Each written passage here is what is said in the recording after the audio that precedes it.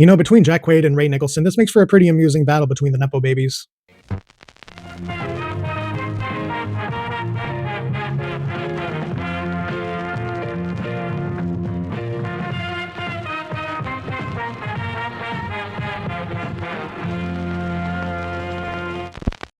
So Novocaine is a very straightforward but very fun little action comedy about a guy who can't experience any pain due to a condition that he has, going after a group of bank robbers after they took his girlfriend hostage. But it kind of got me thinking about this notion of different trends that we get when it comes to our action heroes. Because Jack Quaid's character in this film feels like the kind of character we would have gotten more of back in like the early to mid 90s, in that sort of post Die Hard period when we were more interested in seeing your everymans in these kinds of movies, these sort of average Joes who kind of stumble into these moments where they have to kind of either survive or protect someone that they love. And when superhero movies became more popular in the early 2000s, they kind of took over what we wanted to see in our action leads.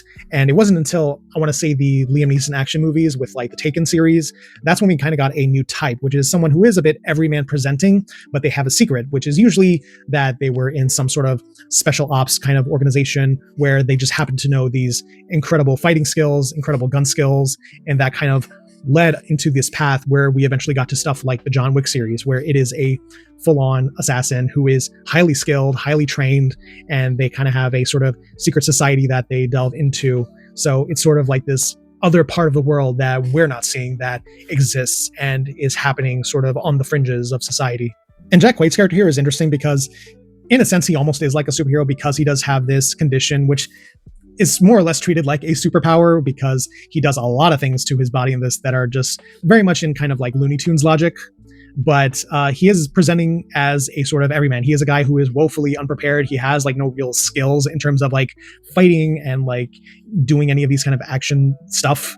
He just kind of like stumbles his way through finding these people, through like these big action set pieces and these sort of foes that he ends up facing off against. And it's really interesting to see, and it's also just very satisfying to watch. This is from directors Dan Burke and Robert Olson. They've done a bunch of smaller movies before this. I've only seen the movie Villains, which I think is very, very good and very interesting and fun. And that one's definitely worth a watch. And I kind of want to track down some of the other movies that they've done because I really like what these guys do. And I think they have a very kind of kinetic quality to their filmmaking and the way they sort of establish characters. They know how to create these kind of big personalities, often with very little time to actually, introduce them and to really flesh them out. It's like you get one image of them and you're like, okay, I get an idea of who this guy is. And I think there's a lot of really efficient storytelling, kind of like that, but like all over the movie. I also want to say that the makeup is really good in here. The action choreography is very strong and the stunt work is just great across the board.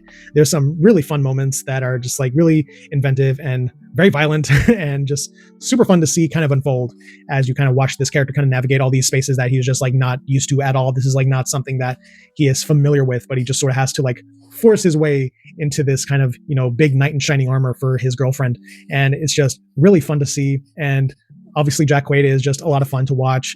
And the other cast members are great as well. And yeah, I had a really good time. This is just, a really fun sort of solid watch. So those are my thoughts on Novocaine. If you've seen the film, feel free to let me know what you thought in the comments.